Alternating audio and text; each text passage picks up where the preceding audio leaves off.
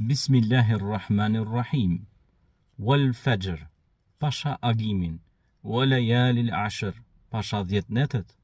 Wa shaf'i wal watr, pasha çiftin dhe pasha tekun. Wal layli idha yasar, pasha natën që shkon. Hal fi dhalika qasamun lidhi hijr. A janë këto betime për të mençurin?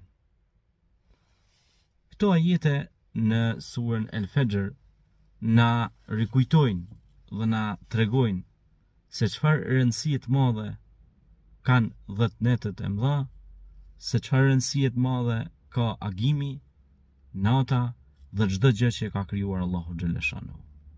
Andaj kur ne ndalemi dhe reflektojmë rreth ajeteve të Kuranit dhe meditojmë rreth tyre, padyshim që aty gjejmë shumë zgjidhje për këtë botë dhe për botën tjetër. Dhe Allahu xhaleshanu përmes betimit në këtyre gjërave na tregon se ja pra, një vit shkoi, një mëngjes erdh, vjen një mëngjes tjetër dhe kështu pra kalon cikli i jetës së njeriut duke i përjetuar mëngjeset e tij dhe duke u ndalur që të mendoj që ai njeri të bëjë vepra të mira dhe të hyjë në rahmetin e Allahut dhe me shpresë që të fitojë të mira në këtë botë dhe të arrijë xhenetin në botën tjetër.